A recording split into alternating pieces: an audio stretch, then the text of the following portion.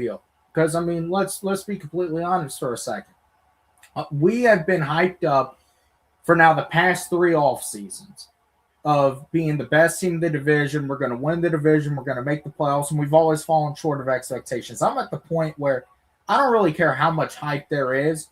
I need to see it actually happen on the field, because that's all that matters. This isn't one on paper. This is one on the field. But I mean, so far, I don't got anything to complain about.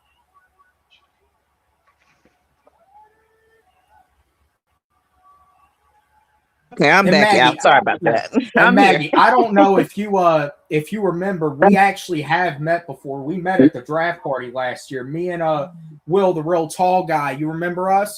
Yeah, I remember. I love going to these things and meeting so many people. Yeah, I do remember. Yeah. And are y'all going to the Are y'all going to Flowery Branch this year? Because I did at least a couple of times there. That's what I'm looking forward to. I haven't hit up Flowery Branch too much. I might make my way up there this year. I'll just have to see how it falls. But I mean, sitting outside in that Georgia sun. Luckily, most times it's at 10 a.m. So it ain't at the height of the day. They got a cool shade up top. They got. We could be sheltered. We don't have to be directly in the sun. Me and the Gatxboi pitch out up the hill, up top of the hill in the shade. That's the best spot. And they got the cooling tower that stays with the ice water around your necks. Then, of course, you wear your bucket hats and drink plenty of water and stuff. They make it where it's comfortable for you, but it's still hot as hell. But you don't necessarily have to be directly in the sun. Mm-hmm. Yeah, that just it really hasn't worked out for me, because I mean I'm like close to 2 hours from Flowery Branch actually, so like I just haven't been able to find the right morning to go. I have went up there before, but I just ain't been able to find the right morning. Yeah, I'm further away from Flowery Branch also. I'm in Columbus, so that's right. Yeah, she's coming a long way as well, but she does that as a season ticket holder and everything. That's well, Miss Pam, you're just built different than the rest of us. I think when I went to my first game, I was hooked on it. So I have to thank my husband and a friend of his had a season ticket. And he had went to a game, I think, against it was a Washington game without me, because the friend had actually invited me. And he called me and I said, if you call again, you're going to get locked out the door, because I'm mad because you at the game and I should be at the game. And so I think he ended up talking to this friend who ended up giving up the 2 ticket, which was to the Green Bay Packer game.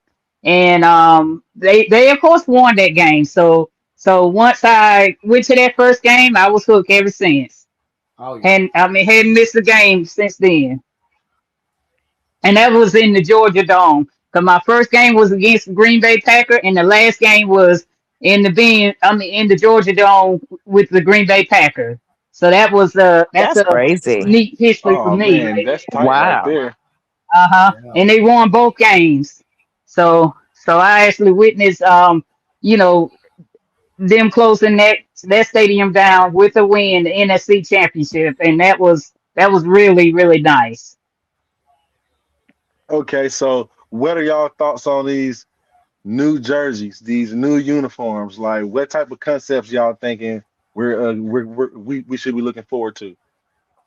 I'm thinking it might be they might have the old school Falcon logo on one of them, I think. And I was told it was going to be the red helmets or something. I'm just curious to look and see what concept they come up with. I mean, we definitely need a new change of uniform. I'm going to be honest. I'm just speaking for myself. Honestly, go back to the old logo. Make it the permanent logo. Make the throwbacks permanent. Bring back the old white jerseys, bring back gray pants. I mean, bring back a red. It sounds like that's what they're going to do. Now, I don't know if they're going to make the throwback logo permanent. I still think they are going to stick with the new era logo, but I have heard that they might go back to a red helmet full time, and it sounds like they are going to bring back gray pants, and the jerseys are going to look a lot like how some of the throwback jerseys have looked as well. So as long as they don't have the alarm clock letters. About that. As long as they don't have those digital clock letters, I'll be happy about that. Where the 11 look like 77. Yeah, man. It looked like they were wearing fucking nightgowns out there. Let's just be real. And not the gradient jersey. It's ugly. Those things were terrible. I didn't even hate that gradient jersey as bad at first, but I mean, yeah. Yeah, I tried to let them grow on me, but I just when they announced new uniforms were coming, because I actually saw the report even before the season, and I'm like, oh yeah, it's time for a change. Because I mean, we ain't done anything in these uniforms. It's like they've been bad luck. Right. And we're winning in the ones that when we do the throwback. So it's like might as well just keep them going. By my the way, biggest Dirty thing though is said his phone died. So okay. I feel so he should be back. He'll be back. Okay. I think they need to also change the our slogan. If they go on new jerseys, we need a new slogan to go with that jersey. Please get rid of the. I'm so sick of rising up and not rising up. I don't even want to say it. That's how much and the thing is, I had to ditch that completely. Go to.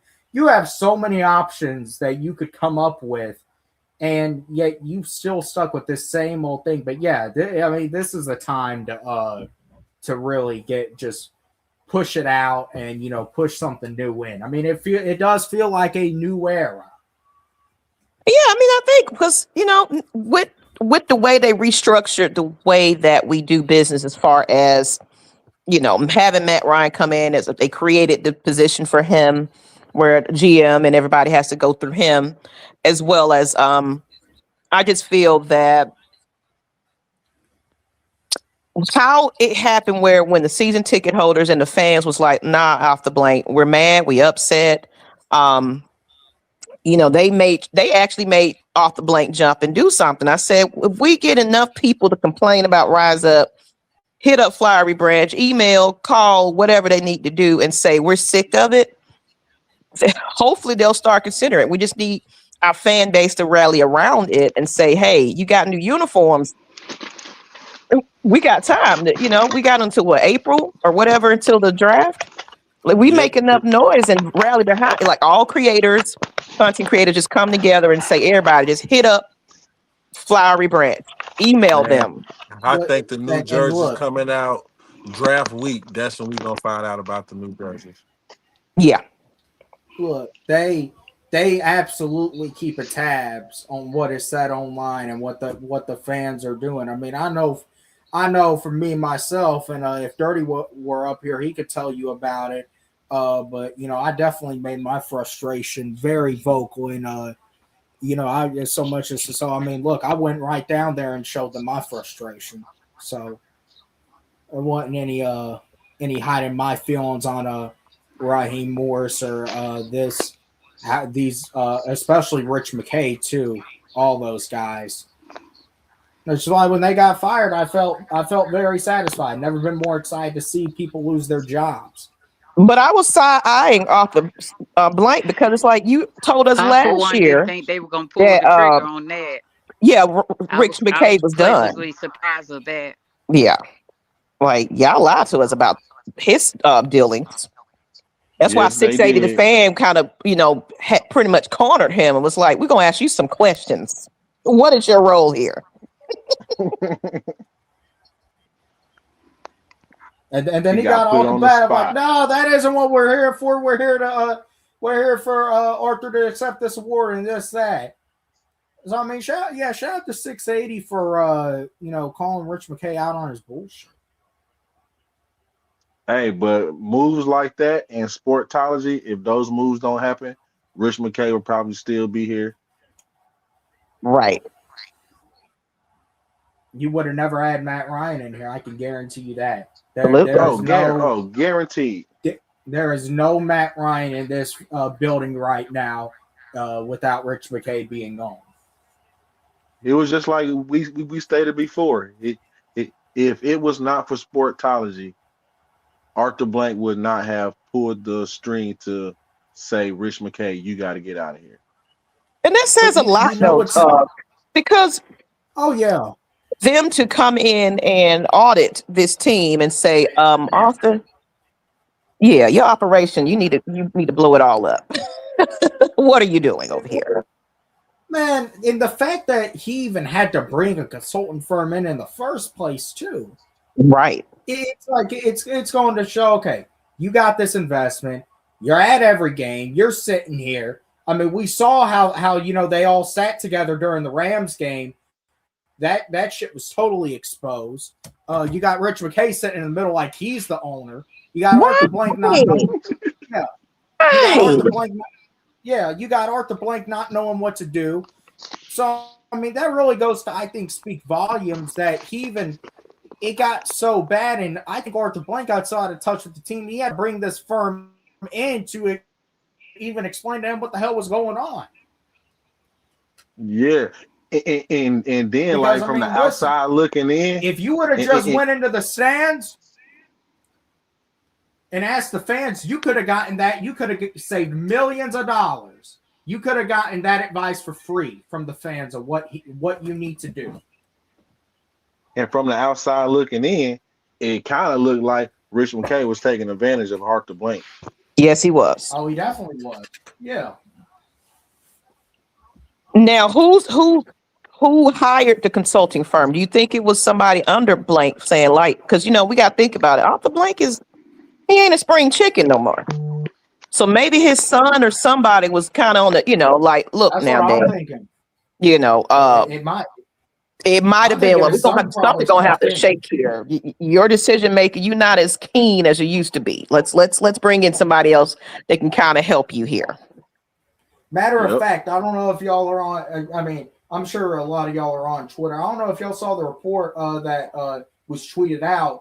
I'm forgetting who it was that tweeted out, but I saw somewhere that it was actually Josh who made the decision to fire Raheem. Oh, was it?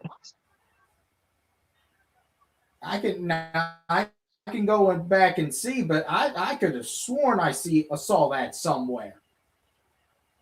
I mean, I wouldn't be surprised. Because he said his son is. I forgot what he said in the press conference when he was introducing Matt Ryan. I got to go back and watch it, but he had mentioned just he's very, very much involved in a lot of the process, and he's really showing him the ropes. And I really feel that he did have definitely a hand in all of that occurred this offseason. Oh, yeah. And if you look at the moves that's been happening this offseason, it could almost be like, okay, let me get the right pieces in place to turn this team over to my son. Right. See, I didn't think about that. I mean, of course, we know that's the end goal, but it's like, if I'm going to turn this over to my son, I got to make sure it's right. Yeah, and but then that still go back to the fact of if Terry and Raheem would have made one playoff game, they would have still have been here. But the point of the fact that we didn't make the playoffs and our division was won with an 8-9 record, and we didn't win the division, you got to go. Shit. Oh yeah. And everybody kept saying, "Oh, you're gonna give Raheem 3 years," but it's like, but that's what they're used to. If you really want to make a statement, you change it up. Like, no, I'm all about production, and what he said, they didn't produce what they told us, so they had to go. And then of course, one thing was 5 years in, so it's like 5 years at general manager, and we're still over here in a hellhole of quarterback situations right now. And I get what Terry was trying to do. You was trying to kill two birds with one stone by Right. getting the quarterback of the present and the quarterback of the future. But once again, you allowed your head coach to go against the plan that y'all stated was Right. the plan. And then if you're gonna get your quarterback from today and the future, I wouldn't have given him all that money either. Like, who do you think Kirk Cousins is? Yeah. You paying him like he's just elite. He's coming off an injury, and clearly wasn't completely healthy. And this is just me. Okay, I'm gonna be completely honest. It's just a feeling I got. But I do think I saw something a while back that may have confirmed this. That call to bench Kirk at the end of that season a couple of years ago and put Penix in there. We had 3 games left after we won on that Monday night versus the Raiders. That actually wasn't a Raheem call. He was told to do that by someone. Oh. Because other people because of course, clearly, like I said, as the fans, we can clearly see there was something wrong with them. It was clearly that he was declining. It's like, so it shouldn't even gotten to that point. It should have gotten to the point when we first started seeing he was throwing them down interceptions. Like, hey, what's up? Your game don't change dramatically. What's happening here? That's how I feel about it.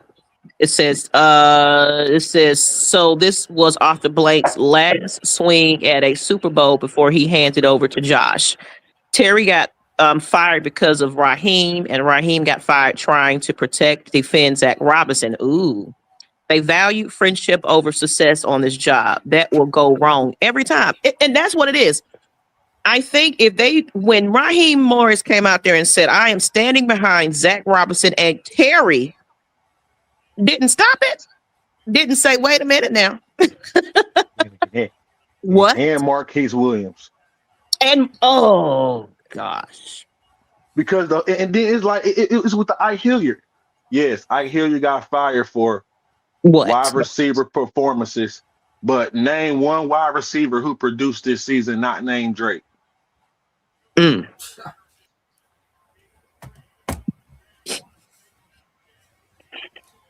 Actually, if you look at it over the course of what they were doing versus the 3 games when they did have Hilliard in, and after they fired Hilliard for the rest of the year, the wide receiver room across the board, the paces that they were on got exponentially worse. And that's why the whole Ray thing is just it's interesting. I would love to really be on the fly on I would love to talk to him. Man, come on. I think Ray like stood out, and Ray was like and Ray he already got a relationship with Mike. So Ray probably was like, hey, why y'all just letting them hang? Like, you're not designing an offense for Mike. Like, it had to be something so detrimental that he could not be a part of this team no more. But if it was just Raheem and his feelings, it was Raheem and his feelings. He was because when they start talking about healthy scratch, that was done purposely. Oh yeah, and man, I remember it was right before the Buffalo game. They announced the inactives, and I'm in the stadium. I'm looking at the inactives. I'm like, why the hell's Ray inactive? What's up? What's up? What's going on, Atlanta Falcons fan? David, welcome to the show, brother. Hey, I appreciate it. I appreciate it so much. I'll sit back listening to y'all and doing a little barbecuing for my wife. Barbecuing? Yeah, I barbecue all the time. Got a grill outside, man. It's too cold. Oh no, ma'am. Hey, what you got on there though? What you got on there? Well, it's raining for us. I don't know where you at. And all that rain. Yeah, I'm clearing out the freezer. Is what I'm doing, making way for some new meat that I got coming. So we're grilling up everything just in case the power go out. Oh, that's smart though. Yeah. So all I'm doing is just clearing out the freezer. Yeah, because I have a calf killed just about every year. So I say a cow killed every year. So I got to make room, and I'm giving away meat and cooking it up and giving it away. Shall I say? Let's put it like that. But yeah, Man, just in case the power go out, we'll have to that something list of shipping. Man, I'm 2 years removed, man. Ever since I moved out here to this city life, man, I don't get no more cows and hogs no more, man. Well, we travel down to Sparta. Got a second home down there in Sparta, Georgia. So yeah, we got a lot of connections down there. Yeah. But I'm gonna put get y'all thinking about something right quick. I think the trust was lost long before this season and even last season. I think it started all the way back to where we decided to take Michael Penix in the draft. Because if y'all remember during that draft, that was a unanimous decision to go edge rusher up until the point Terry Fontenot sent the word that we was picking Michael Penix. Because if you remember, Arthur Blank was taken back himself. He didn't know what was going on. But when they showed the picture of the war room, you saw Terry Fontenot having to explain to Arthur Blank what went wrong. So Arthur Blank was under the impression we was going edge rusher. Now, Arthur Blank let it go, right? Because evidently Terry Fontenot convinced him, hey, this is great. This is a great move. This is where we need to be at. Arthur Blank, okay, maybe it worked. And that was lost. Because one thing you don't do is one thing he's already gambling with other people's money, what you plan on doing with their money. You know what I mean? So and the thing, once that trust was broken, and the season went on as it did, it was already the moves were already being made, and that's why you saw Raheem crash out time after time after time. He knew he was out the door. He knew he didn't have a chance. And then you start seeing other things happening. The drama was coming about. Drake London's crashing out on the sideline. Drake London's tweet, Ray McLeod situation.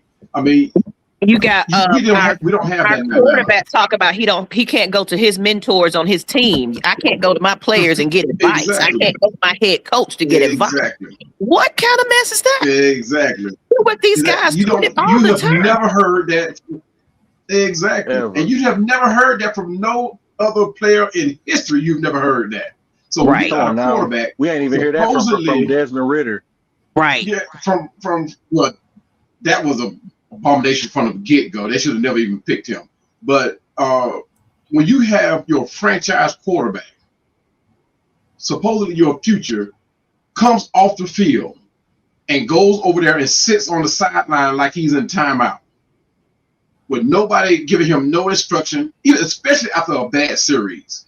What you want to see is your quarterback talking to your offensive coordinator, talking to your quarterback's coach, and then you turn around and have a press conference, and like Ms. Maggie said, oh, I'm going to my wife for answers. Now, that's not saying that women don't know football, because obviously, like Ms. Maggie, there are women that know football.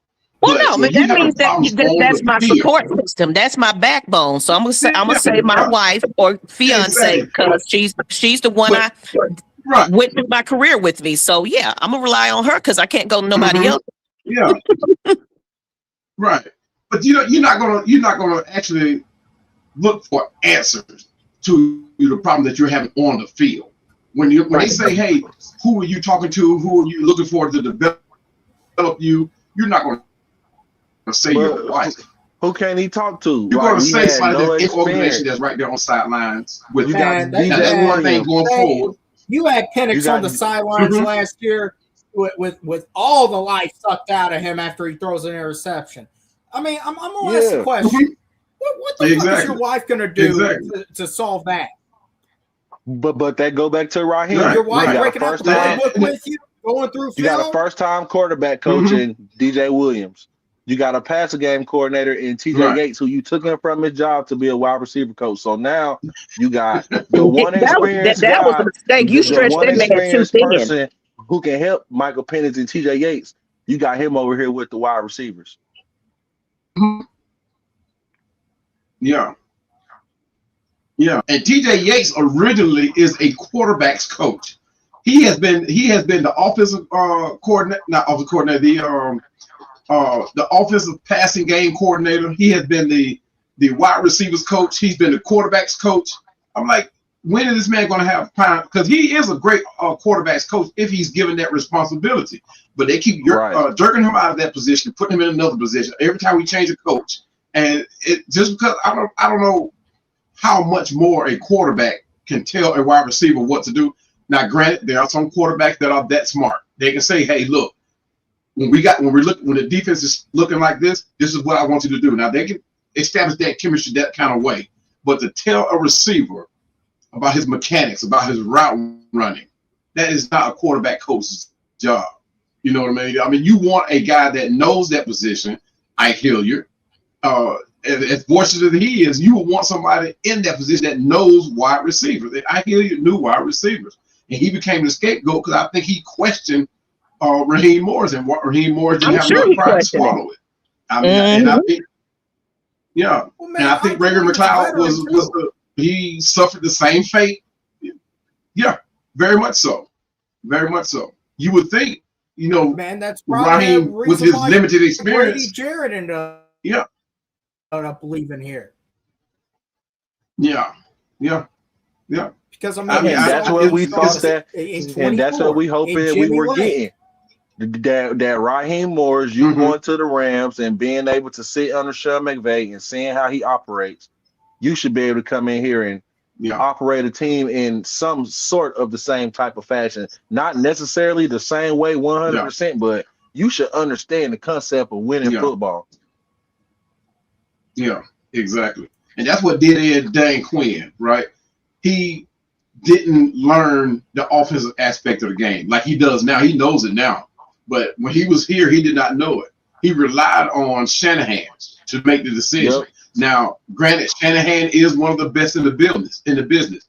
But when it came to that Super Bowl game, when Dan Quinn heard that play come across that headset, his offensive mind should have kicked in and said, "Hey, time out! No. Let's talk about this." Even really wasn't nothing to talk about. Run the ball. Yeah. I mean, he learned his lesson from that. Even when Kyle Shanahan said, "Hey," when Kyle Shanahan said, "Hey, I'm leaving. I'm going to the 49ers and I'm taking everybody," that was when Dan Quinn should have said, "Mike LaFleur or Mike McDaniels, I'm making you offensive coordinator / assistant head coach." Yeah. Or better yet, Terry Fontenot should have stepped in and said, "Hey, no, let's talk. Let's sit back and talk about this. What do you want? What do you need? Let's talk about this." Now, I know he adamantly wanted to be a head coach, yes, but I would have brought that man to the table. And I'm talking about Kyle Shanahan. I would have brought him to the table and said, "Hey, talk to me. What do you want? What do you need?" But the only way that was gonna happen is if we fired the Dan Quinn, and I didn't see that happening with us going to the Super Bowl. So you have to no. You had to get one of those assistant coaches an assistant head coaching title / offensive coordinator. Because think about it, Matt LaFleur left and went to Tennessee to be their OC. You don't think that we could have kept Matt LaFleur in Atlanta to be the OC? Exactly. But that go back to our debate today about the Falcons. I feel like and that was that's why Matt Ryan said, "I'm going after an experienced offensive-minded head coach, so our quarterback, whoever he is, don't got to go through the same thing that I went through damn near my entire career in Atlanta, which is a new OC every 2 years." True. Yeah, I agree.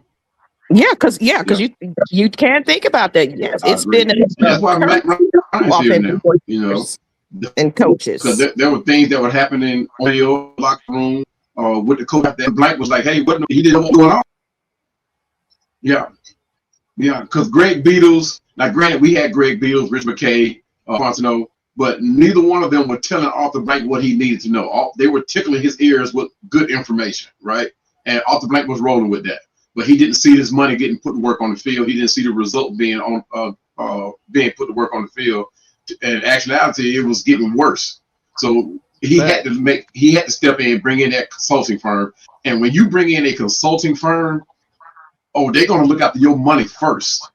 And if your production, what you paying for is the reason why your money is not working. Whatever head coach, staff, whatever, they got to go. It's going to be a complete overhaul turnaround.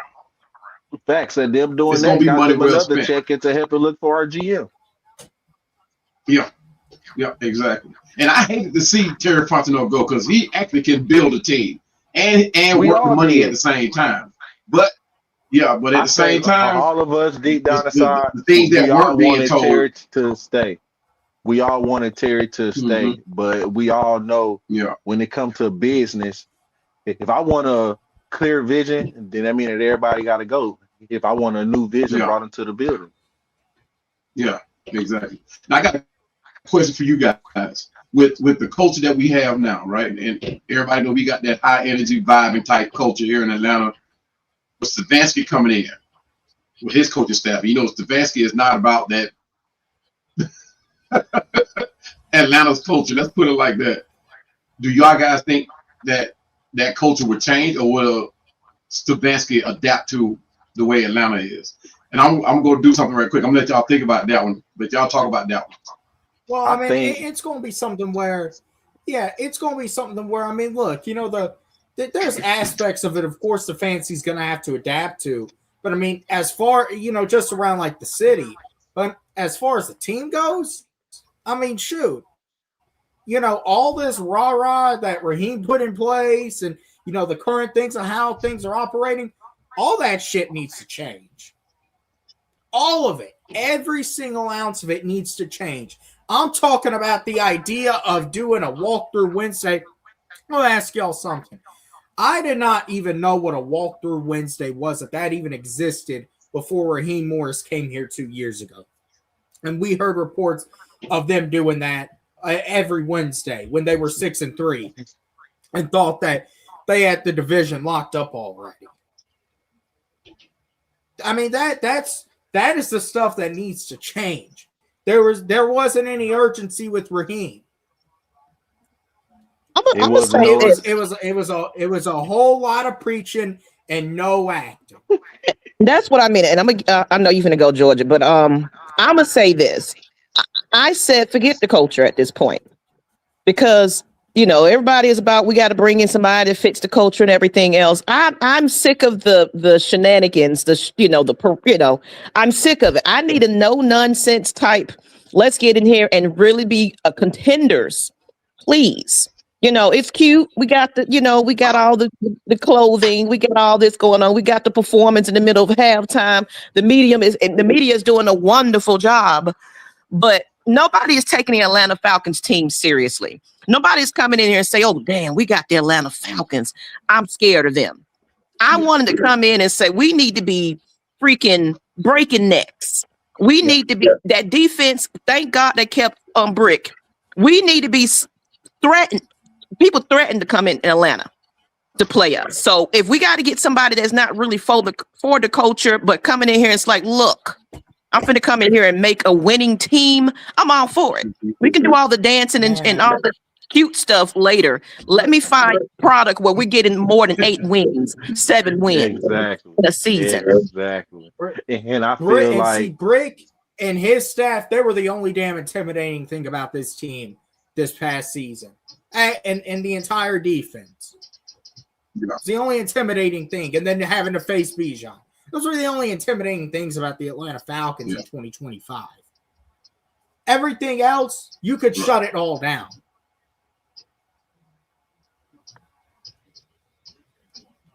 But they go back to I agree. Now, one thing, go ahead. I think Georgia things that were established this year that we can carry. And but a couple of things, I'll just say this real quick. We can carry in is that we got a pass rush. We got an aggressive identity on defense. We got a defense that can win. Our defense is set, and that should be the foundation of everything that we do moving forward. Yeah.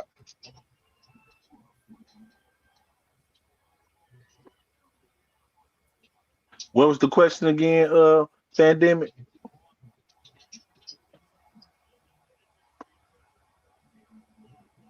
What you got? I think he was question. What was your question, Pandemic?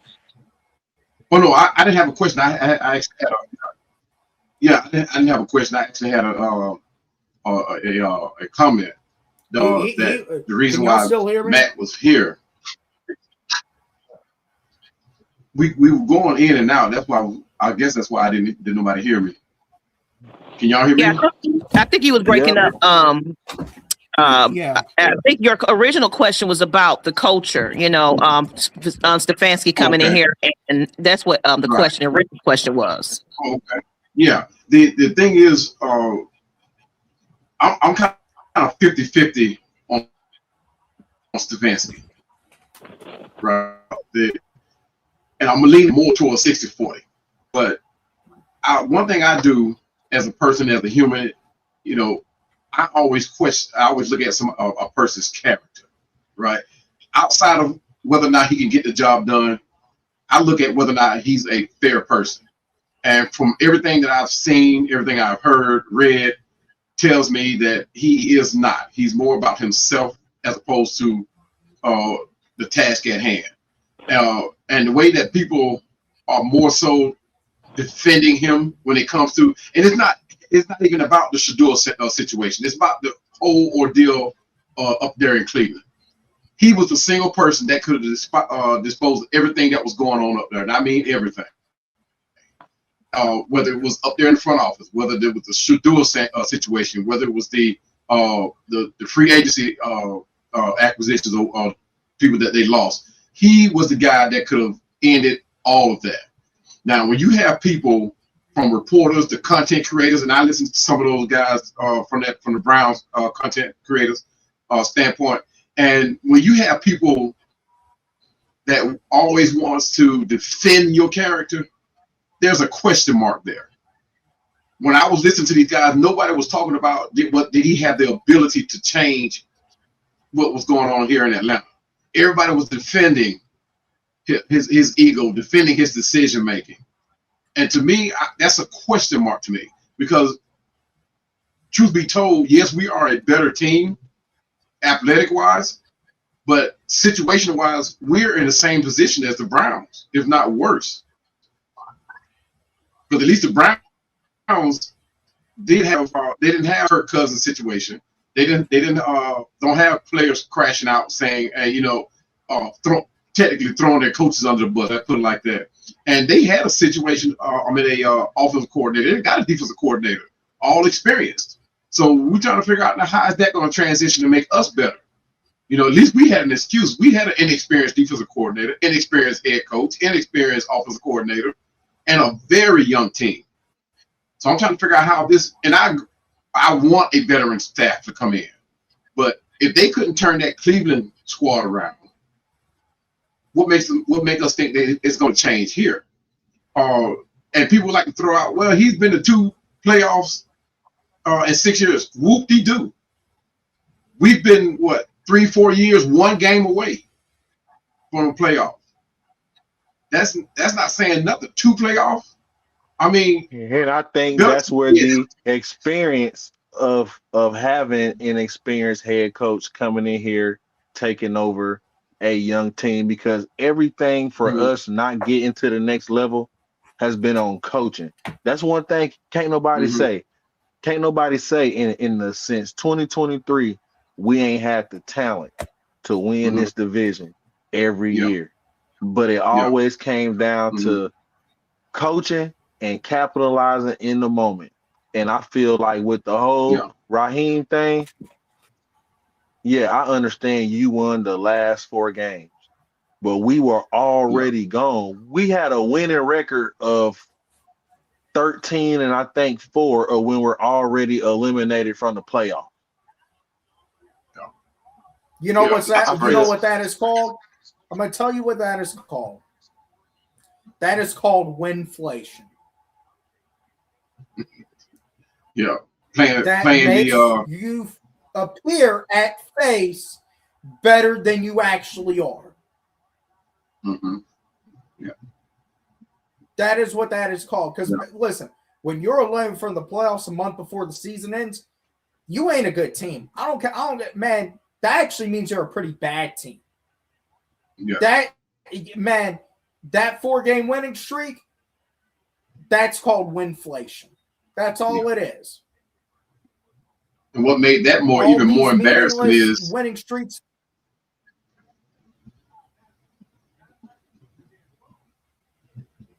Go ahead. I'm sorry about that. Go ahead. Oh no, you go ahead. That what I was about to say, that what made that so much more embarrassing is that Arthur Blank had to sit up there and watch us help a division rival get into the playoffs. Oh yeah. We literally, I mean, we made that. And I think that right there was the nail in the coffin right there. Man, You won to send another team to win the division. Yeah. We had the NFC South Championship game in our stadium, but we couldn't win it. Yeah. We were winning it for someone else who also had to make the playoffs before that in nearly a decade. Yeah. I think the last straw when he was in the camera, like he's doing something like, the hell you doing all this for? You wasn't this animated in the beginning of the season. Now you want to showboat and dance and look at that. Like, sit down. And I'm thinking he did that because he was aiming. Was he aimed at us as fans or the? I'm gonna tell you what that is. Probably both. I'm gonna tell you what that is. And since 3 Dirty's back up here, he can kind of support me. He did that after the Tampa game. So that was 4 days after we just got killed by Seattle. The Ray stuff had come out, and me and 3 Dirty have joked about it. Man, he was screaming to the camera at the fans. It's like everyone who had been all upon him, it's like he had this sigh of relief. He thought he saved his job right there. Yeah, he was talking to you, man. How dare you wear a bag on your head on a prime time game? Right. Yeah. How dare you do that? Yeah, I can't believe we actually made that a goal going into that game to help Carolina. I mean, everybody was talking about it. To help Carolina get into the playoffs. Like, wow, that is crazy. I thought it was all about competition, getting your own team where they need to be at. If we played with that much intensity throughout the season, we would have been the one in the playoffs and not the one trying to help somebody, get to the playoffs. And I get it. You didn't want Tampa Bay. I get it. You want Tampa Bay. I get it. But you just don't know how embarrassing that is for your team, your city, your fans, for us to sit there and have to look other people, other teams, other fans in the face, go on their podcast and be like, because at a moment like that, that's when I wish it was the top 7 best records instead of sending a team with a losing record into the playoffs. Yeah, and we ain't sent ourselves into the playoffs with a losing record. Right. This is embarrassing. It's embarrassing. I mean, and to be honest with you, I was more embarrassed about this season being 1 game away from the playoff than that 4-12 season we had with Dan Quinn. Yeah, we had it in our hand. Yeah, I mean, I was 2 years straight under Raheem. Yeah, we had the division with a closed fist like Thanos with the Infinity Stones, and lost it 2 years in a row. We lost the division off of poor coaching. Right. Yeah. Sad. And you would think Raheem, with the tennis he's had, with the people he's been coaching under, you would think, I say tennis, lineage, you would think that he would have learned at the very least game management, at the very least, and you would thought that, like, hey, I'm not experienced, I'm going to bring somebody I can lean on if I need some help. But let me say this. Let me say this, because now it makes you look kind of at it like, okay, like how we got the head coach coming in and we got the offensive coordinator that's here. Who's calling the plays? Whose role is what? Everybody's on different teams. Everybody's roles are completely different than what we think it is. So it just kind of exposes really, truly what Raheem was doing out there. with his inexperience and things like that. So that's why I kind of questioned some of the decisions we did make as far as the head coach and offensive coordinator and etc. It's going to be to really make this thing shake. Everybody, it's got to be put out there, mapped out there. Who the hell is calling the plays? Who's doing this? Who's doing that? Like he said, there was no vision. They wasn't all on the same page. So for this to work for Atlanta Falcons right now, it truly needs to be, everybody's roles need to be what exactly it is and stick to it and not have TJ over here playing, all roles. Yeah, exactly. Exactly. Yeah, can y'all hear me? That comment that Iron Mike has up here on the screen now. Yes, sir. What's going on about whatever? Yeah, we can. Hey, what's up, man? My bad. I ain't mean. Yeah, we can hear you, bro. I was just trying to make sure my shit was working right, bro, with no static or nothing.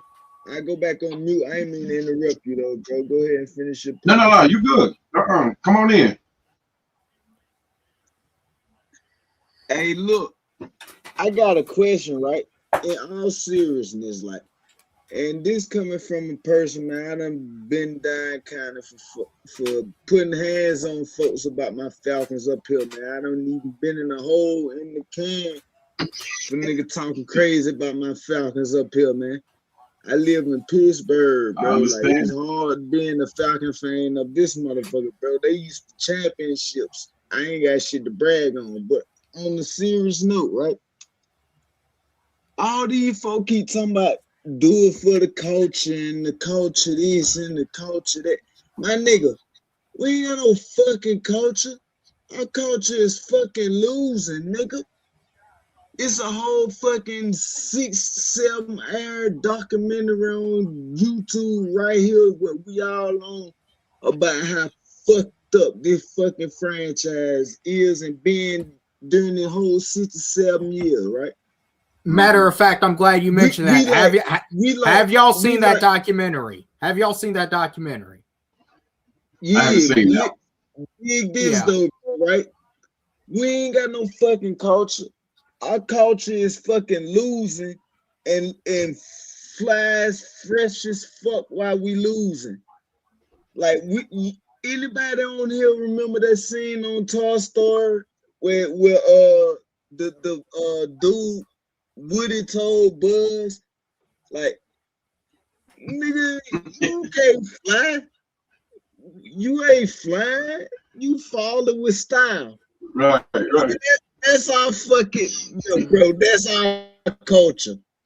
In a nutshell, that's our fucking culture. So these folks be hopping up here talking about do it for the culture. And man, get the fuck out of here with that bullshit. But what's funny though, the same ones who say do it with the culture were the same ones who's talking about let's fire Raheem. Man, that wasn't for no fucking culture. That was for just pure competence. Man, look, no disrespect to nobody, but man, we could have put fucking a crackhead from the middle of any city up there. He could have did a damn better job just watching football. Like, the boy Raheem is trash, man. Like, and I said that before we brought him back in here. Same thing with that plant GM that we had, and the nigga hit on everything but the damn quarterback. Can't tell me that nigga won the plant. Raheem, man, that boy is incompetent. Let me ask y'all this. So who would y'all prefer to be the new GM? True that. Out of the GM candidates that we got coming in, the GM candidates who we interview, who would y'all like to be the new GM? Man, probably Cunningham.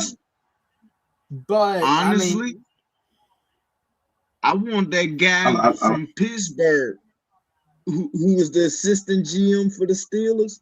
Mm-hmm. That's who I would want. Yeah, I don't think that would be a bad option either. And I only say that because he's good too. He's good. And I've been watching what he's doing low key. Like, just like I told folks ahead of time, Tomlin was gonna get shoved out the back door. and they pushed his ass out the back door. He fell on his feet on the way down. Yeah. And I like Ian Cunningham. Yeah, that's who I would like. Yeah, that's who it sounds like it's going to be. Yeah.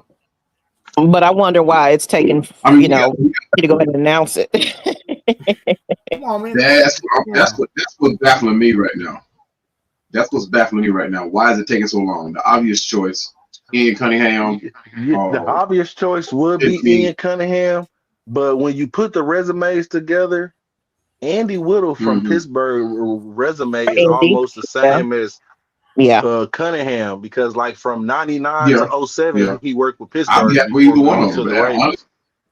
Listen, I'm only saying this because I live here, yo. Like, I got the inside scoop. Like, I've been scouting their ass for years. Like, dude, he's really like that, yo. Now, do y'all think we hire two of these candidates, like one to be the GM and one to be like the vice president or the assistant GM? No, because I think why not? Perfect world. Yeah, in a perfect world. You know what? I think they honestly try to go ahead. Here's the thing. The only thing against that, though, is like that would at that point feel like, I mean, I do think there's a concept of too many hands in the kitchen. And like you already got Matt Ryan, and I get Matt Ryan isn't going to be carrying out GM duties, but he's still like the top guy. He's the supervisor. So then you have the GM, and then you got this other guy right on. That kind of gives me the feeling of too many hands in the kitchen. Yeah. To the point where you want to put together a solid front office with guys that have experience, but you also don't want too many hands in the kitchen of someone, essentially trying to do one job. Yeah. Because that can lead to even more dysfunction. Yeah, with that being said, I think that's why Matt Ryan was brought in too, because Greg Beatles is in year 31. He's on year 32 coming up. And either one or two things is happening. Either they're going to take one of those positions away from him and give it to Matt Ryan once he gets off this learning curve, or Matt Ryan is going to take over Greg Beatles' spot. Because 31 years is a long time to be in a position, right? So maybe they thinking Greg might need to get gone too, maybe. But Matt is here for a reason, right? He's here to make sure that what happened in that draft room, that war room, he's here to make sure that don't happen again. Well, you guys remember Denzel Washington in Training Day? But the Training Day, no, in one where he played Frankie. Thank God, what's the name of that movie? I know.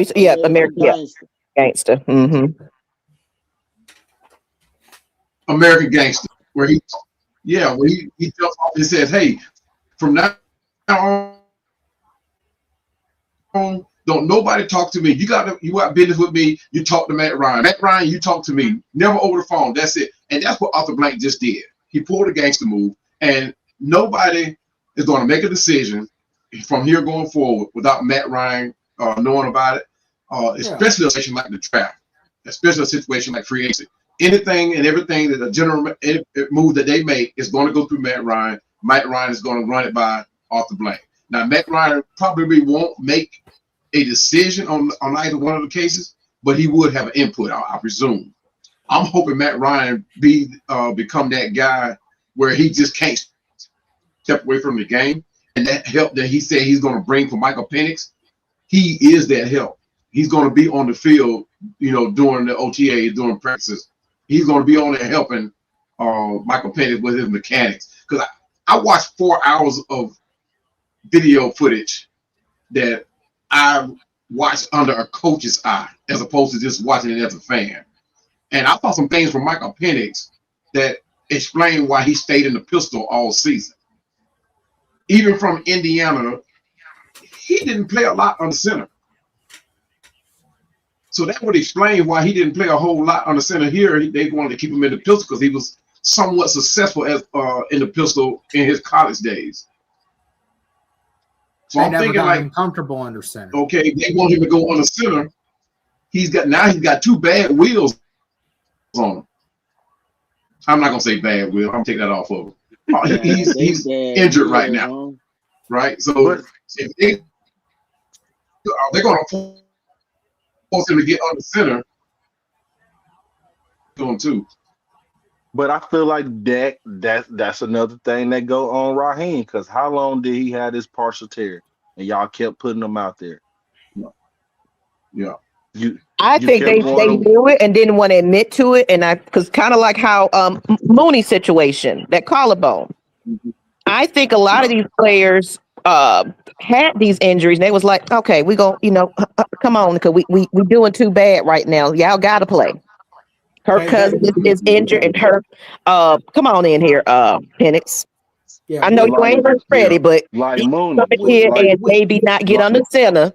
And we'll figure it out around your injury. That's what I just felt happened. They like Mooney. They slid a lot of these things under the table. Yeah. Mooney, that was the same thing with Kirk Cousins. You knew he was injured. You should have put him on IR. A lot of this shit was happening. They were like, okay, we'll just put it under the table. But see, man, you can't do that with injuries. Right. You can't slap of some icy hot on it or dope them up or something like, okay, go out there. Right. It's like I honestly think that Michael Penix actually aggravated his injury in camp.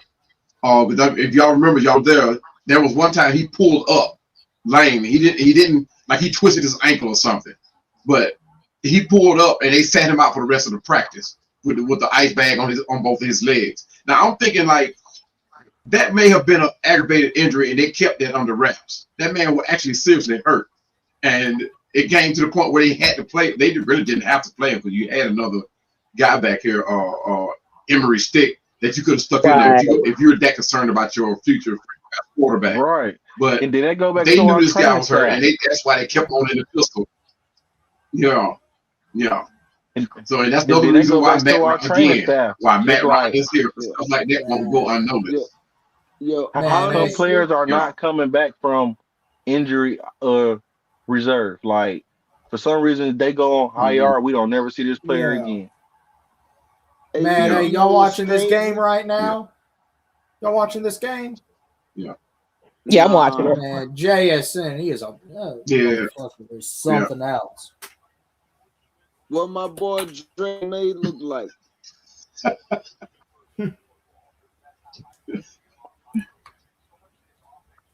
They're going back to the Super Bowl. Who, the Patriots? Yeah. Yep. Man, I think Sean Payton should have kicked that field goal in the first half. Yeah, the Patriots are in. Yeah, the Patriots are in. You know what's so crazy? I knew Drake May was going to be the truth coming out of college because I watched him and his brother play on that UNC basketball team, and they both was nice.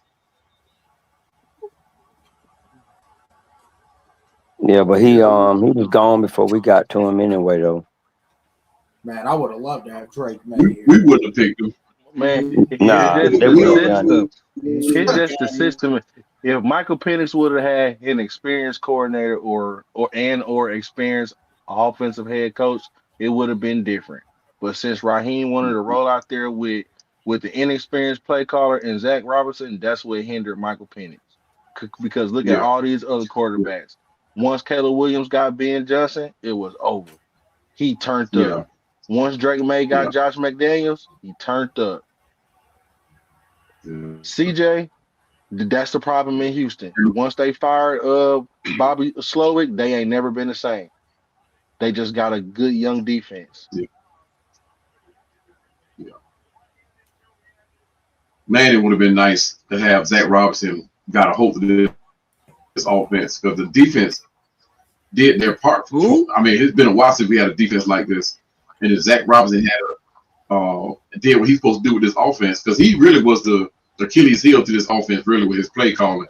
because we got some players on this offense that could, that can win football games. That's no doubt. But Zach Robinson just, I don't know. And then sometimes you got to hold the players accountable too, right? Again. But for the most part, for the most part, you got to look at his play calling, right? Because his play, I mean, granted, Kyle Pitts, you can say he did his thing, but where was this the year before? Right? But I'm looking at that. Where was this all the years before? We only had well, you got to take away his injury years. You got to take away the injury years. When he was up on the bat. Yes, and when it comes to that, I only feel like he got the production because Drake London was out for a game. Yeah, that's what I was leading to. That's why I'm not afraid to move on from him. I mean, people say he's a game changer. He because of the mismatch. Man, I'm telling you, we already got that on the squad without Kyle Pitts. We got that. We got performers on as a tight end. We got that already. We just didn't use it. Now, Stefanski and Reese, they will use Charlie Warner. I can almost guarantee you Charlie Warner will become more of a force on this offense now. You will see a difference. Listen, trade Kyle Pitts ass on draft night. Yeah. And there's no way I'm paying that guy $15 million. Listen, and use that pick to get back into the first round and go get your guy. I would leverage the shit out of Kyle Pitts. Yeah. He's not worth it, yo. I'm a Florida Gators fan. Now I know these things. Yeah. So they're gonna have to show me they want them. I'm not gonna just give them up. No, that's why I'm using him to get back into the first round. Use him as a franchise tag and then trade him? No. I'm trading because he's a free agent. Yeah. On trade Kyle Pitts. You got to franchise tag him if you want to do that. Yeah. Because that's right now, he ain't on the roster. Look, I tag his ass and trade him on draft night. Send him in the third round. Because y'all got to remember, get back into the in this offense, we got to have two tight ends. All right, let me ask you a question. If we're going to do that, and we move him back into the first round, who are we getting with that pick? I don't give a fuck. Get tight end, a receiver, because we don't got a first round pick this year, too. No, I ain't drafting no tight. Because we already got Joshua Simon. We already got Joshua Simon on practice squad. Who we've already re-signed. Right. So last year would have been the best time to make this move, trade Pitts to get back into the first round. Speaking of Joshua Simon, I just saw a highlight reel of him. Yeah, he could be the real deal. But right now, we going into a tight end friendly offense that like using two tight ends. So why not? Franchise Pitts for $13 million. He'll be on this roster. Yeah. Like, at first, trust me when I'm not gonna lie. What I say. At first, I was like, okay, let Pitts walk. But once Kevin Stefanski came in, it's like, all right, could we franchise tag him to see how he working his offense? And even he came out and said he'll be welcome to coming back. The thing about Mike Pitts, I am not paying that guy nowhere near $15 million. Nowhere near. That's what the franchise tag is. If we franchise tag him, it's $15 million. And if we keep him without franchise tagging him, he can ask for up to 20.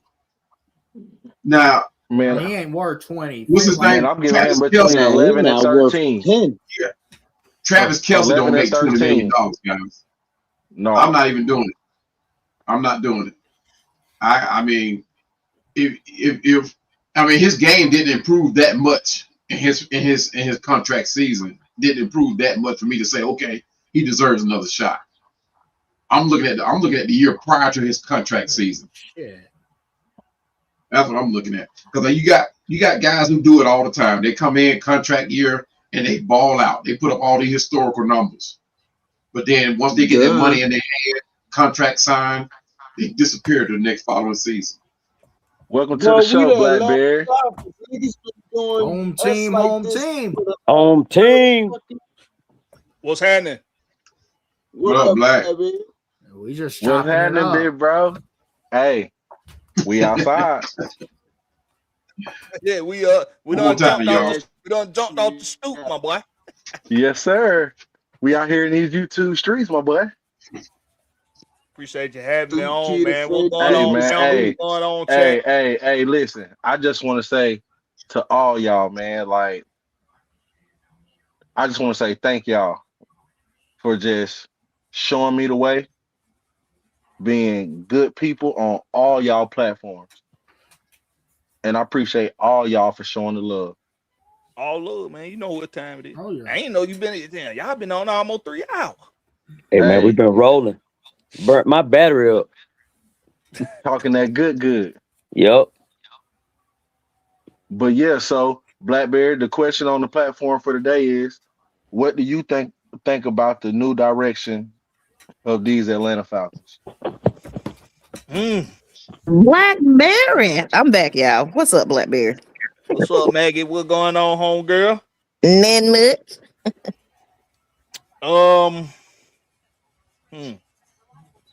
You know, I don't like it. And I think that's pretty evident.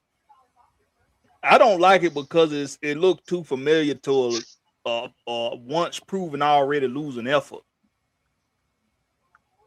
So I don't like it. But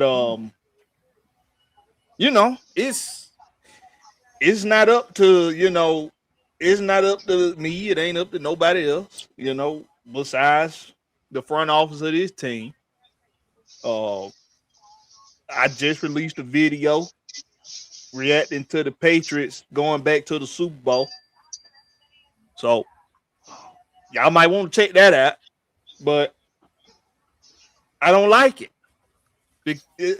I just it's we done had this conversation on my channel for a little while now about the process of franchises over history doing things a certain way, and when others go against the grain, it's worked for one or two teams, but it ain't worked for nobody else. And it looked like we trying to go against that same grain, because it's what's trending in the league, with the GM no longer having this responsibility of the personnel.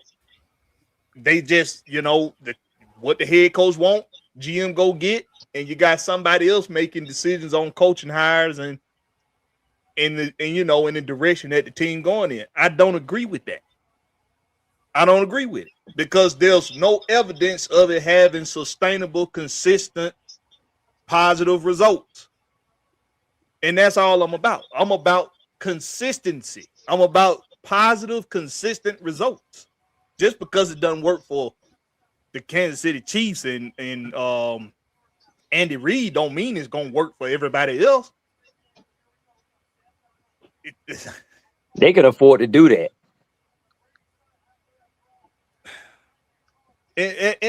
And my thing is with the Andy Reid situation, Andy Reid fell in their lap. He really did. Because you got the Philadelphia Eagles just got to a point where they just wanted to try something different with Andy Reid. It ain't because he was doing anything wrong in Philadelphia. Hell, he was going to the NFC Championship game damn near every season. Nah, hey, Blackberry, let me put some strain on that, bro. I was upstate, right outside of Philly in Chester, PA during that, bro. They would call into the fucking radio station. They practically ran him out of Philly, bro. Literally, for the bum-ass nigga Chip Kelly that ran that gimmicky-ass Fugazi offense in Oregon. That's 2012. I was in the penitentiary upstate. Right, like 2 minutes from Philly, bro. Like they used to dog him. But he did fall in their lap. He did. He fell in their lap. And we know Philadelphia fans, we know they'll drive anybody out of town. They Philadelphia fans. They're some of the worst fans ever. And that's how the Falcons need to be. Our fans, we don't got Raheem up out of here. Keep it going. I throw the fucking party that night. You hear me? I throw the fucking party that night. I was giving shit away. Man, to everybody. Man, we were all partying that night. Shit. Hey, I'm telling you, shit that was a late Christmas present right there. I thought at least Raheem Morris was gonna get the 11:59 treatment, like Arthur Smith. Hey, OG knows how much I was celebrating that night. Bro, that's the best gift I ever received in my life. You hear me? I think we were all waiting on that one. I think y'all were too happy. Yeah, just a little bit. A little bit. I was geeked the fuck up. Just a little bit. Him and that plant Terry Fontenot. I mean, I know I went live as soon as the news broke. I said, what I'm doing, I'm going live. I was geeked up. Get both of them bum ass motherfuckers out of here. Yo, me and Will were live when it happened. And I know. I was on there. Me, Texas boy, 3:30, couple left. I didn't think they were going. I didn't think he was going to do it, but you know, it just go to show he do. Arthur Blank legitimately wants to get it right. He legitimately wants to win. He wants to get it right. I think what the problem is it's like when you know you need to do something differently so bad, you'll do everything around that differently, but you just can't seem to put down that one thing. Yeah, I think he could. Rich McKay. That's why he got rid of Rich McKay ass. Yeah, he didn't get rid of him. Rich I think he didn't know how to go about it. If you was somebody that's really persuading Arthur Blank, it should have been, hey man, I don't know. Let's go. You might need to kind of reevaluate what's going on. They not winning. But no, he was worried about his pocketbook. Yeah. I think he wanted to do something. My shit said Rich McKay fired. Yeah. I think he wanted to do something. He just didn't know how to go about it. And that's why he brought that consulting firm in. Because once he brought that consulting firm in, you started seeing wheels turning after that. Moves being made. You start hearing rumors. So, he just didn't know how to go about doing it. Man, I don't give a fuck. You show me that you finally serious about winning, dog, I can get behind that. But I'm telling you this, man. I want to see results. And I ain't talking about no fucking 3, 4, 5 years long to get them.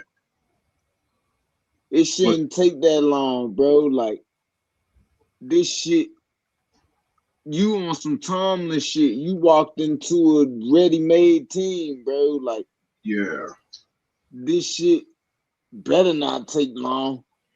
Yeah, that's the thing. What that happens when you change the general manager and the head coach, and you start making moves that drastic. You start seeing 3, 4 years of mediocrity and winning and losing.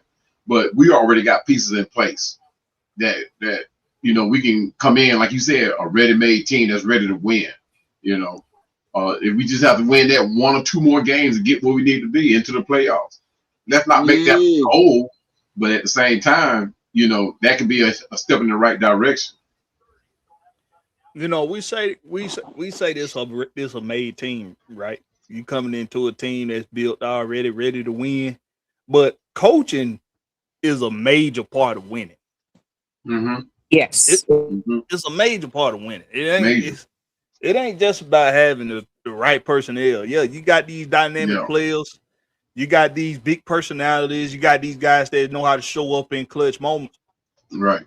But we got that on the field. But look at how our season turned out. The past couple seasons. So Zach Robinson. So it's coaching is a bit. I don't think I'm kind of like drawing back a little bit because I was saying that too. This is a team that's ready to win now. We just need a coach in here that ain't gonna screw it up. But it plays a big part. Look at this Patriots team right now. There's no big flashy name on the Patriots at all. Right. Not at all. I don't think anybody on this offense is top 10 anything in any statistical category.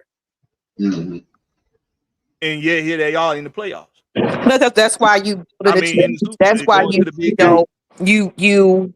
keep building. Like a lot of these teams that are now, or it's some teams that took years to become, and they still wasn't big names, big, top 10 this, but it was a team that was hungry enough to say, okay, we don't need all these flashy guys. We need guys that fucking work.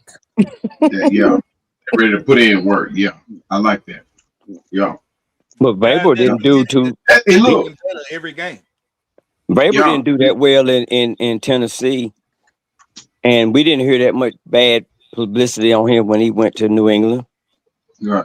So, just like what we're hearing, that crowd coming to Atlanta. Yeah. The Patriots, that's their, just like Maggie T said earlier about the culture. See, people don't understand the culture, man. Mean, first of all, you got to be together. Everybody got to be together in order to have a culture. You're not going to have a culture if you're divided.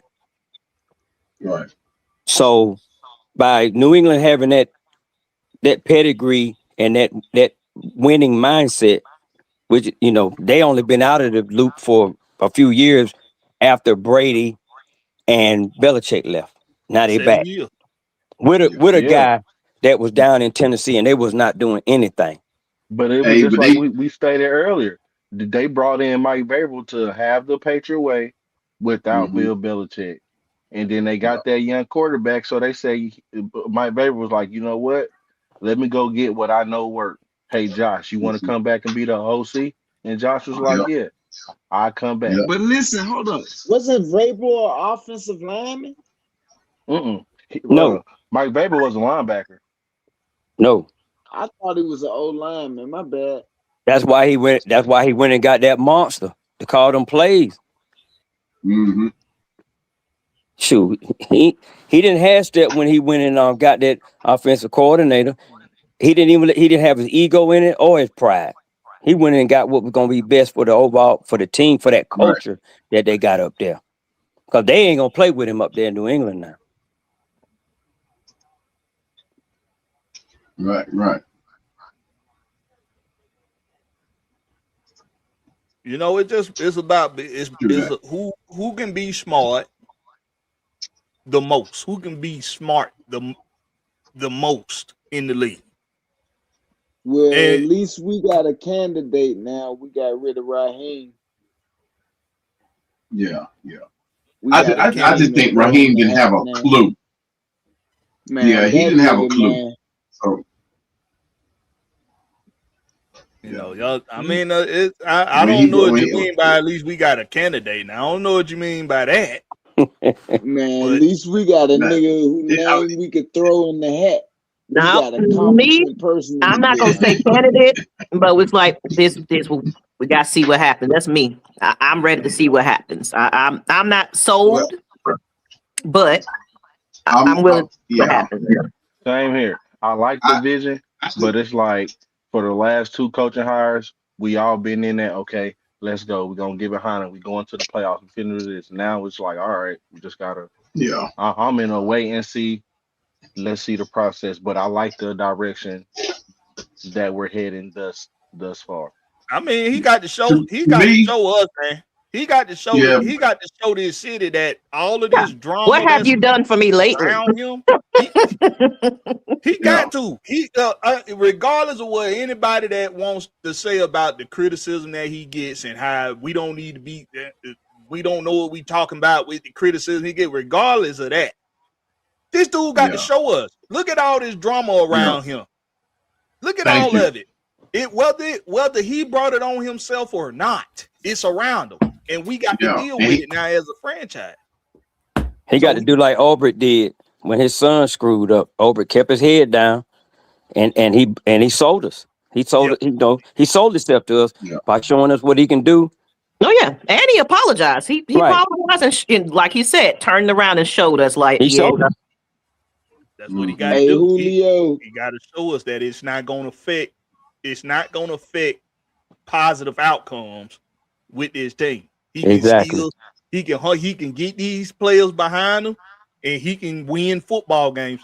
When he can show us he can do that, then I'll say he a good candidate. But I can't say that yet. So you just said a mouthful right there now, because a lot of teams would have went the other way. You know, when their son pulled a stunt like that against who? Shadou. So going into my next question, what are y'all expecting to hear in this press conference on Tuesday? That we got our GM. That's basically okay. That one came out of left field right there, but it makes sense. Yeah, basically. You know what? And here's the thing too, right? We know the drama's gonna come. It's already coming, but it's just on paper. It just looked like the good buddy system all over again, because all of these guys have a connection outside of Ian Cunningham if he's the general manager. But all these guys, all the other coaches, the head coach, they all have a connection coming back all the way down to all the way down to Matt Ryan and Kirk Cousins. It just looked like the buddy system all over again. It's just like Kirk Cousins said, "Hey, I want y'all to go get Stephen Stefanski." Like he had first hand on it. But it looked like the buddy system all over again, because all these guys have a connection in the past. So, I mean, that's why I'm saying I'm 50-50, leaning more towards 60-40 with this coaching hire. I'm already leaning towards 70-30, and it's not a good 70-30 because it's the drama that Stefanski has surrounded around him, like Black said. And that's where I'm at with it as well. It's like it still kind of looks like, who knows who with these hires. Yeah. But like you said, we just got to see it. Yeah. I mean, but you at the same time, you do want the connection because of chemistry, because you do want the coaching aspect to be on the same page with the game plan. But none of these coaches are coming from winning programs. They haven't showed that they can consistently win. We already know what the lack of consistency bring here already. So you're bringing in even more coaches who can't consistently win or haven't consistently won anything. Same thing with Raheem. He was the same thing. So we're bringing in a guy who we are presuming that can get us to the playoff because he's won 2 playoff games in 6 years. That's not a good look on a resume. Not in my book. I would rather have had a guy that I'm not gonna say I was sold on Jim Harbaugh. I'm not gonna say I would. The guy I wanted is in I wanted us Saleh. That's what I wanted, Robert Saleh. But Stefanski, I'm thinking not to cut you off, maybe because of course look at the candidates they was looking at. It might have not been who had a proven record. It was more of who has experience as a head coach versus an offensive coordinator or a defensive coordinator coming in here, never coaching before. Right. I get that. Which still is not convincing to me either. Right. Just because you coached a team, I can say I coached my kids. But goddamn it, somebody went to go to jail at the end of it. Just saying. Like, no, just look at it. Like, I have a sibling that's locked up right now, unfortunately. Raised by the same folks, and then let's say she come out here and say, hey, I want to be this. Like, no, your record ain't, just because you was under some good candidates of parents, you came out different. Yeah. I mean, that's logic though. That's logic. My thing is, like, you asked the question of what we expect to hear in the press conference. I can point out when somebody's trying to tickle my ears, right? I don't want to hear the right, you know what I mean? Because everybody knows what the right thing they're going to say. We're going to come in here and go to work and pull and win some football games. We already know that. That's your agenda. That's what every team sets out to be. And I know too, they're not going to specifically put out their game plan on Front Street like that too. But at the same time, I don't want to hear the same cliche thing like what Raheem did. You know what I mean? Like Dan Quinn came in different. Dan Quinn plain on told you, hey, we're gonna win some football games. I mean, it didn't quite work out the way he thought, but he did. That's what he said. We're gonna go to the Super Bowl. He said that. With this team, I've never heard nobody say we're gonna go win some football games. We're gonna go to the Super Bowl. Everybody else had the same agenda. We're going to see. We're going to go to work. When I outrun the South, we are considered to be the weakest division in football. So outrunning the South is not much of a goal. I'd rather you say, hey, we're going to take over the conference. That's a goal coming out of the South. I want them to be contender. I'm like, I mean, yes, going to the Super Bowl, making it to the playoffs and everything else. It's like, I want to make a team where people are afraid. Yeah, exactly. Like, when they see the schedule, but it's like, well, that damn Atlanta team, shit. Yeah, exactly. When they pull that schedule up, they can't just put an L next to Atlanta. They got to be like, oh, here comes Atlanta. Damn, we got to play Atlanta. So that's what I want. Toughness. That's what I want to hear. I want to make this team unbeatable and unpredictable. Right. You know, as crazy as it sounds, we actually might have already gained some tread with that. We might have gained a little bit of leverage with what you're saying, because we got a reputation of being able to beat anybody and lose to anybody. Exactly. So with what we have currently outside of, because we don't know what the coaching is going to be yet, but as far as what these players are capable of, they circling Drake, like cornerbacks are circling Drake London when it's time to go up. Oh, I got Drake London on my schedule this year. Oh yeah, Bijan, and they got Bijan. Got to prepare for it. Right. I got Chris. I got to go. I got to try to beat Chris Lindstrom off the line. Yeah. Right. Quarterbacks, they circling Xavier Watts and Jesse Bates. Yeah. You know, James Pierce Jr. He out there. People know about James Pierce Jr. now. They know about Brandon Douglas now. Like, we've gained some traction with that part of the game, with teams knowing that they ain't you're not just finna play Atlanta and you just finna think you finna have a cakewalk. You know, but we cannot coach them.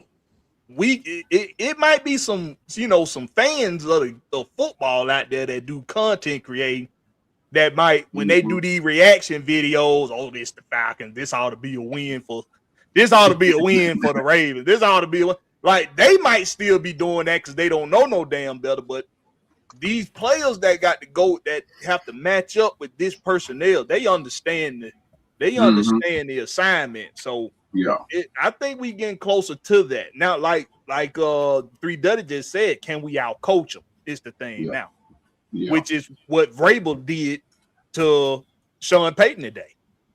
Right. Why you didn't just commit to running the damn ball? You know what kind of weather you got going on. Right.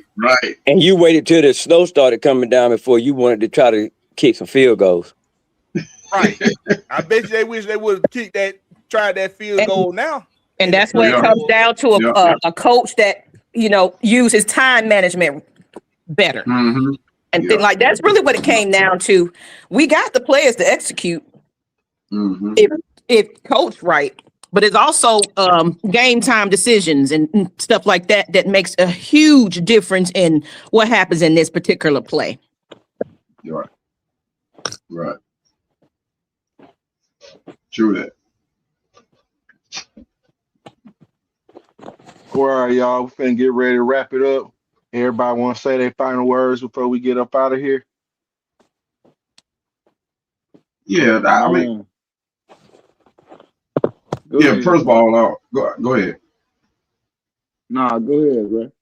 Okay. Yeah, first of all, congrats on starting your show, man. It's fun to be here. Appreciate you having me on. Hopefully we get to work together.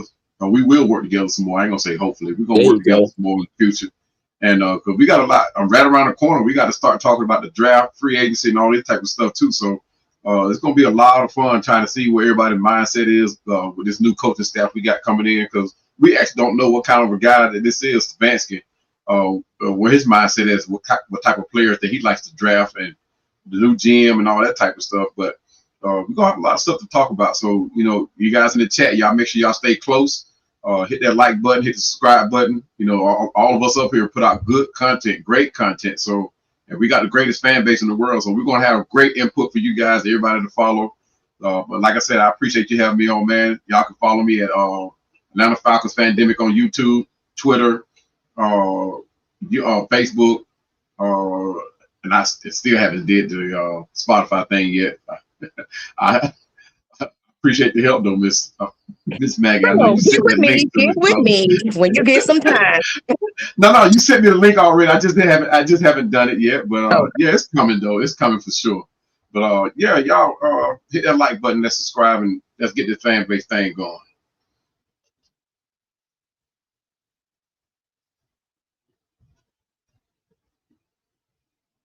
I guess I'll jump in since nobody's saying anything. Same thing here, Georgia, Texas boy. Congratulations on the start of your new channel. And lately, I've just been, like I always do, I love to see more content creators coming out and being inspired by, what you're watching, the contribution you've given to all these channels throughout the platforms. I feel that the bigger we are as a fan base, the more content that we can put out there outside of ESPN and all these people that hate on us, whereas the voice, like I call the Atlanta Falcons Nation, the voice of the fans, we are the team. We sit back and put our hard-earned money into watching this team, even if you can't even make it to a game. You paying for those sports packages, and you're across the world watching this team, and you're buying these jerseys, and you're dedicating your time to it. I feel like the fan base is that fan base. It's this what it pretty much got off the blank to shake at the end of the day, because he's like, I can't disappoint them. So the more that people are encouraged to get out there and speak about this team, I love it, because I don't even put on ESPN anymore. I'm not gonna lie, I do not watch none of those channels anymore. I go in and I see somebody live, and I was like, oh shoot, Georgia Texas boy live. Boom, let me jump in here and see what he got to say. So anytime I can jump on and have some time to show some feedback to anybody and jump on when I can, because I'm a busy person running a channel of multiple shows. I can't watch and be there every time, but when I can, I'm going to show love to everybody. There you go. But you can find me at Maggie T Productions all over social media, Facebook, X, Instagram, YouTube. Apparently people follow me on YouTube, whatever reason. And I'm really not doing nothing with this channel, but maybe something. But of course, continue to support Atlanta Falcons Nation, LLC, definitely. And of course, all of you guys are welcome to join on the show at any time with the Lady Birds or what have you. Because I just got your email, Georgia Texas boy, so I can hit you up with a link sometime if you just want to jump on with us as well. Just to kind of make sure you grow as well. Like, show the love, spread the love. Everybody my motto is, we are better together than we are apart. Here we go. Strength in numbers. Man, I really just want to thank all y'all for being on the show. I want to thank all y'all for the support. I want to thank all y'all for the inspiration for me to even get out here and start my own channel. It's a long list of y'all, and when I tell y'all, all y'all played a part. All y'all played a part, and I appreciate everything. I appreciate everybody who came and watched the show today. Appreciate you dropping that link, man. Yes, sir. Yes, sir. Anytime I'm live, you know. Definitely appreciate you dropping that link, bro. Yes, sir. But I'm like Maggie T on that thing. Maggie T, I was like her. You know, I had got away from the ESPNs and all of those sports things, and I was so happy when I saw these content creators. Some kind of way they made it to my my YouTube subscription, and I started checking them out, man, and my list grew a lot. So I really appreciate you guys to put in the work.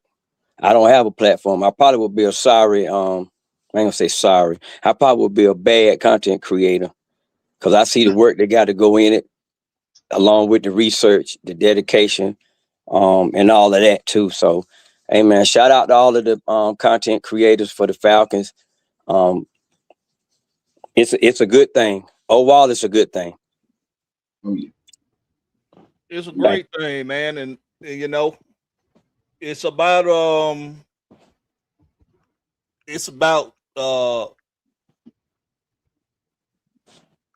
being brave, you know. Yeah. It's brave to get out here and give your opinions to the public with knowing that the backlash you could get. Mm-hmm. You got to have a certain kind of heart, you know. You got to have a certain kind of spirit to do it. Yeah. And I want to say something. I'm gonna let you finish in a minute, but I don't know if anybody followed my page on Facebook. As a woman doing this thing, I still get into people that saying you a woman don't know what you're talking about. Oh wow. And I had to make a little post about it because it kind of got under my skin a little bit. Of course, he was illiterate, but that's not the point. Because it's in the structure but anyway. But the point is, he was like, you're on the bandwagon. You just start following the team, and you know nothing because you're a woman. That's why I do it. That's also means that he wasn't watching your content to even say that, though. Oh, he wasn't. He was in my inbox though, trying to holler. That's all that was. That's all that was. Right. He could have, because he didn't have no receipts on you not knowing what you're doing. Well, since you know so much, then let me take out. You can tell me all about what you know. Right. Let me teach you how. That's what he wanted.